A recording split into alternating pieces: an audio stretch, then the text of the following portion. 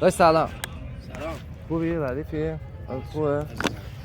داشت من خیابون حامدی چجوری باید برم؟ با وسیله یا نه پیاده؟ پیاده هم اصلا.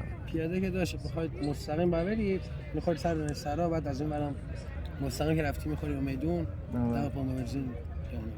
بعد با تاکسی چجوری برم؟ تاکسی هم میخوری میری سر دانش سرا. اینجا باید برم؟ آره همین مستقیم برو سر دانش سرا ماشین سوار شو، بعد دم پمپ بنزین.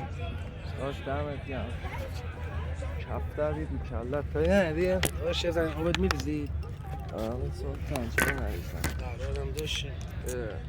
بعد شانست نداره واسه هم اتفاق میفته.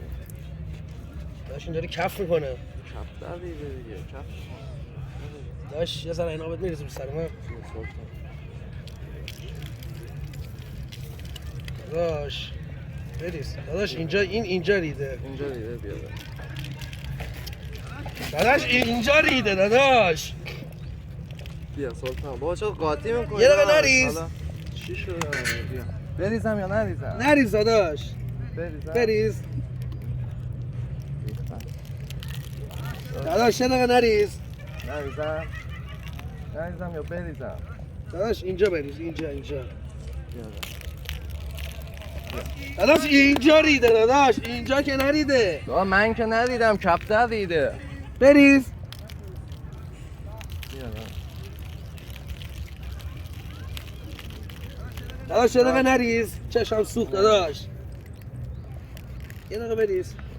شانس آدمه دیگه واسه همه. اقبال به اول فصل.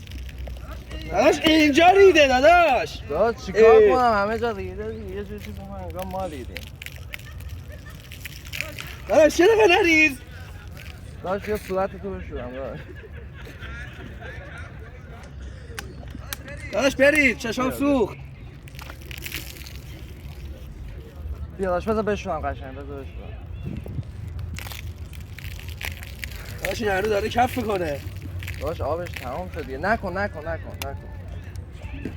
سلطان بالا ببخش عفومون کن داداش ما داریم دوربین مخفی میگیریم حقیقت این رفیقمون اینجا بوده سلطان اگه راضی یه لایک به اون دوربین ما بده ببخشید شرمنده بریم سر تو بشوریم بیا اینجا ریده داداش. اینجا که نریده. من که ندیدم کفتر دیده بریز.